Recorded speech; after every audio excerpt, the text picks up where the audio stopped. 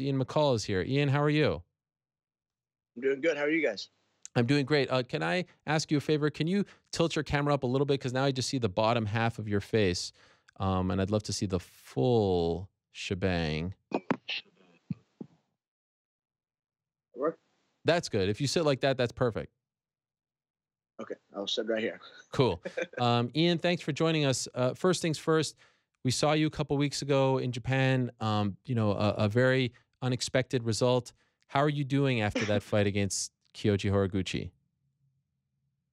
I mean, physically, obviously, I'm fine. I took one punch and then it was over. I mean, I did get cracked. I got to give him that. I was on stanky legs for a little bit, but man, at least let me go out of my shield.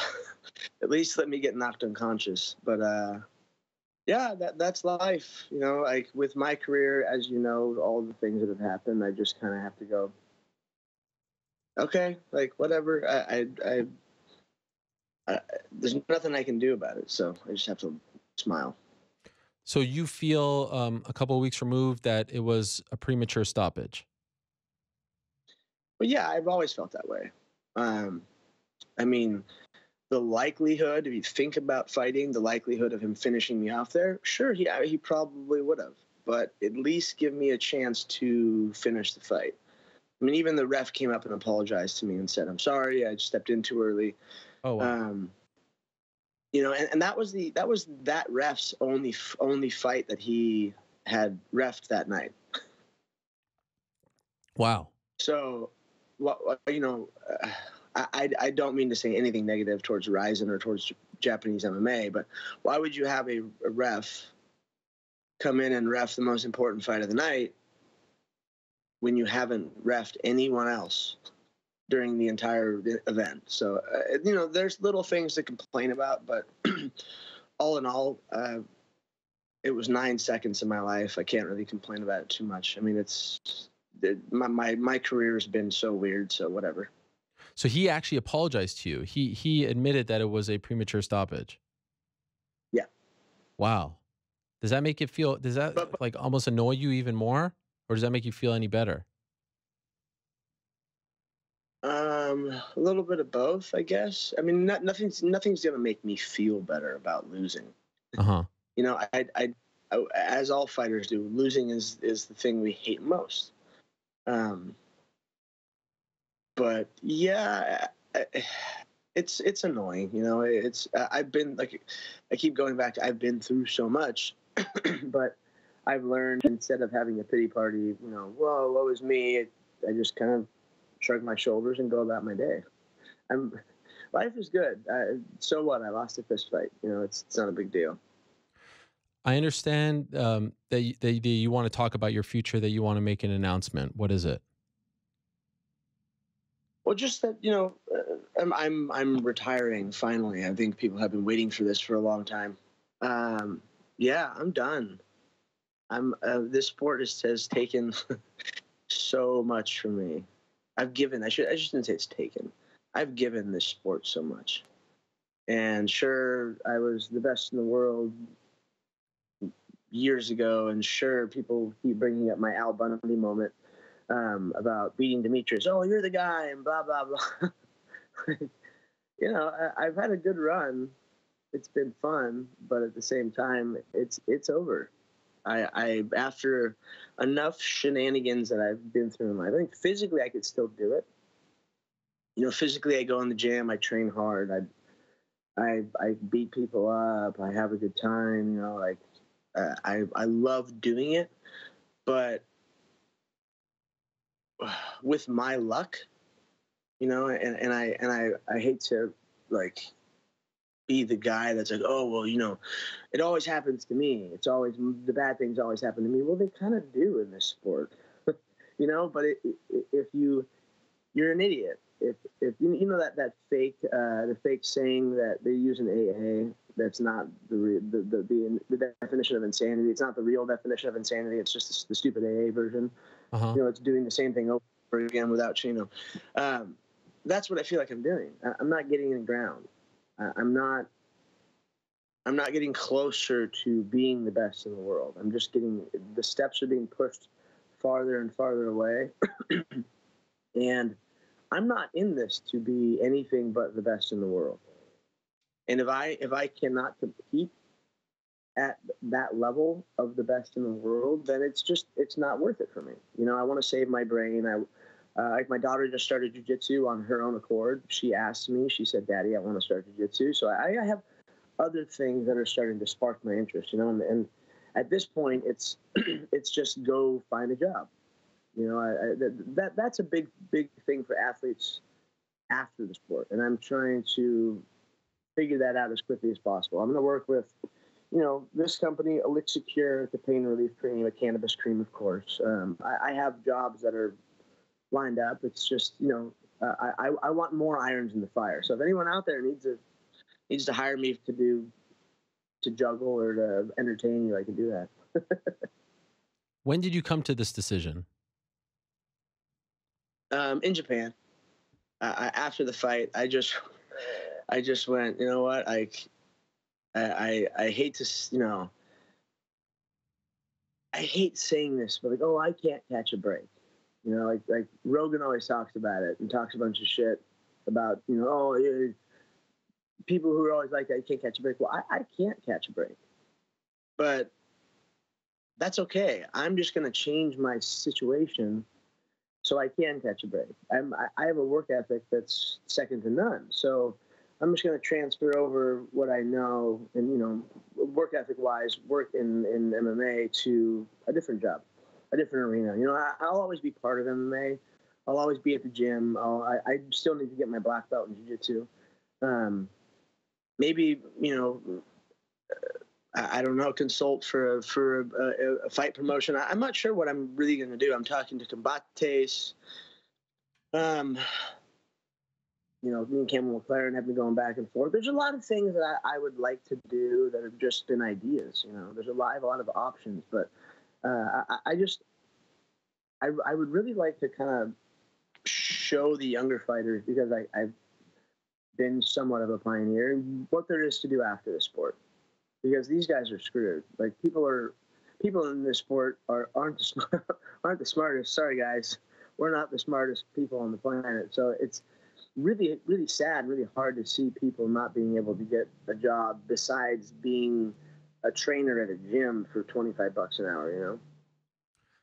And I will correct you. You said that you feel like you're somewhat of a pioneer. I would say you are a pioneer, especially for the smaller weight fighters and what you've done to open doors there. Because for a very long time you were carrying that torch for those smaller guys and let them know that you can make a career out of being a you know, a lighter weight fighter, so to speak. And of course, congratulations on everything that you have accomplished. I hope that you are walking away with your head held high and no regrets. Do you feel that way? Are you at peace with everything, or, you know, those trials and tribulations that we've talked about at length on this program, do they eat at you, and are you worried that they will bug you throughout the rest of your time? You know me too well. They will eat at me forever, for sure. Like it's a strange little like situation where part of me says, yes, I'm over it. I'm totally fine. I don't care. I don't need to fight ever again. The other part of me just thinks about, you know, I like fighting. Fighting is a drug that's hard to come by. You know, that much attention, that much adrenaline. You know, you're essentially fighting to the death with another man in front of millions of people. That is a strong drug, and I'm never going to get that again. You know, so that sucks. But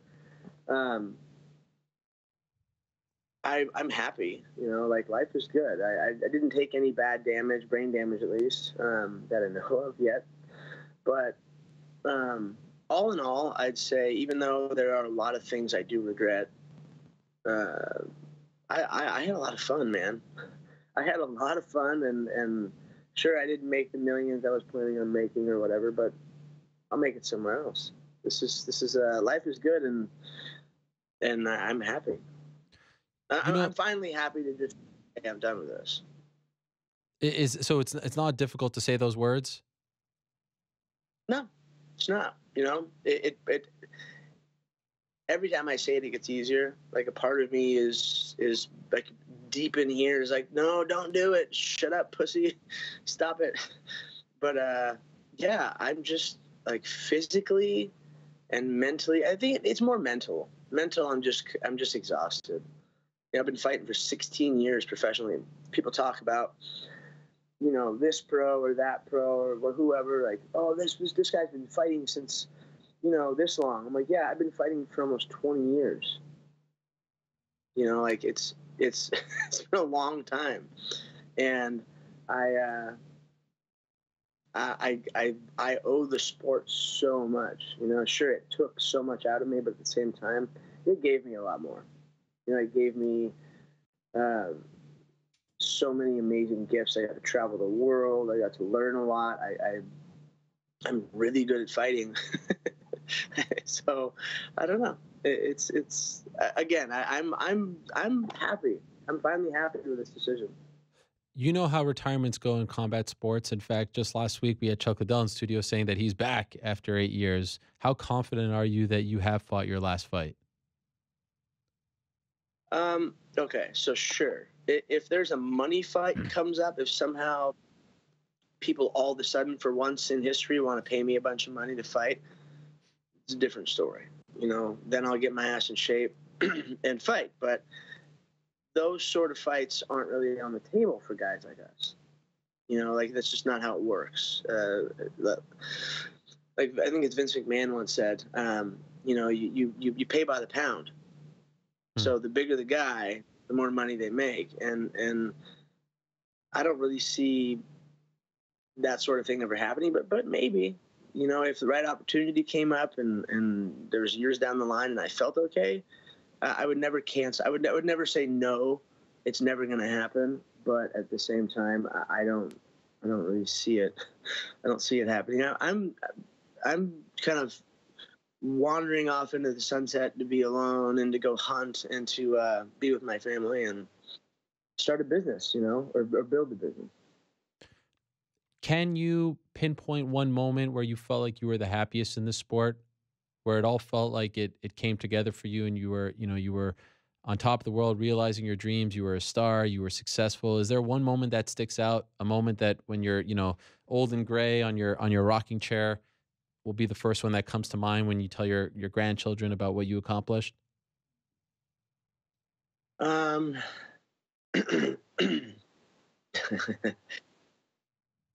the sad part of that is the fact that my happiest moment in this sport is immediately followed by the downward spiral of my life. It's, you know, me obviously beating up Demetrius the first time, and again we go back to my Al Bundy moment. You know, three touchdowns one night, poke high. Um, I that was so amazing. I mean, Dana White gives you these speeches before, and he gave us this speech about how no one cares about you flyweights, and you know, no one thinks you guys should even be in the UFC and all this stuff. And the UFC had even told me before when I was at Tachi, you know, I won a world title. I became the best in the world in a parking lot in an Indian casino in Central California. That's that's cool, but kind of depressing.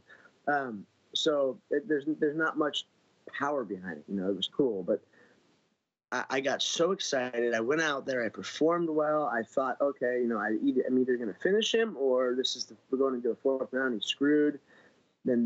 So I was so elated. That was like, I finally did it. I'm going to be world champion. I'm going to do this.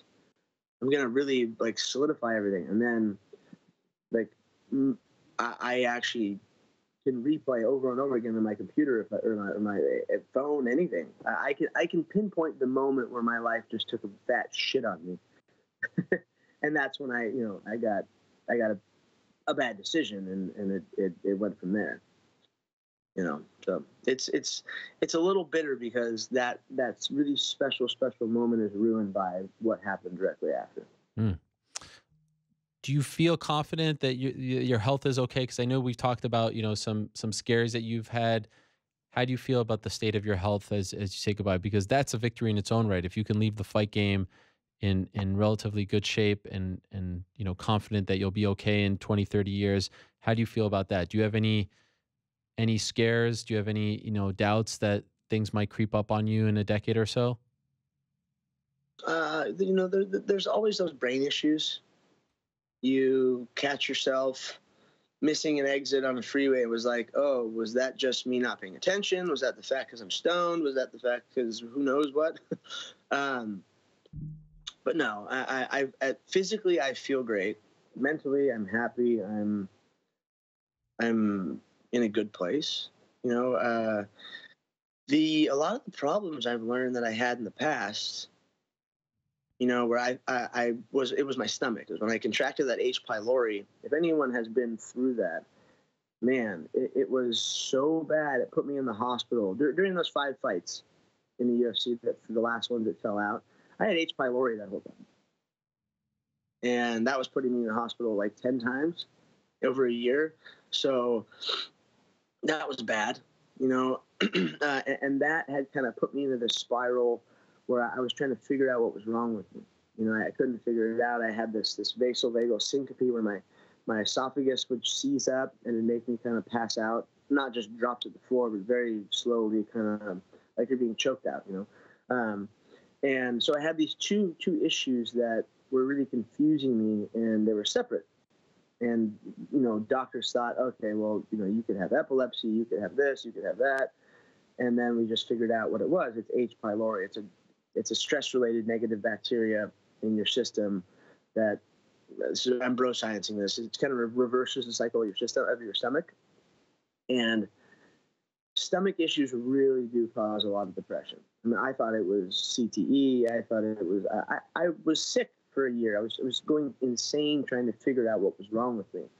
And I finally figured it out.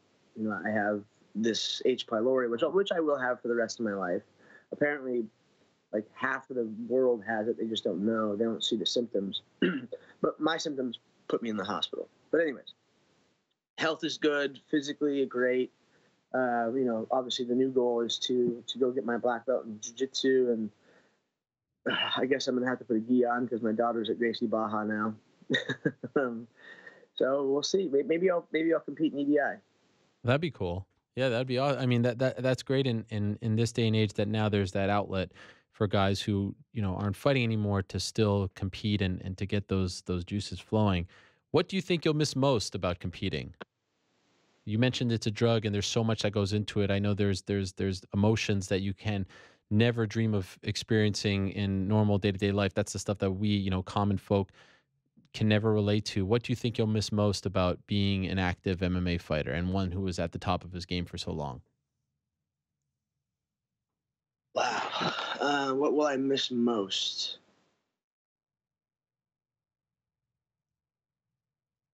Yeah, just fighting in general.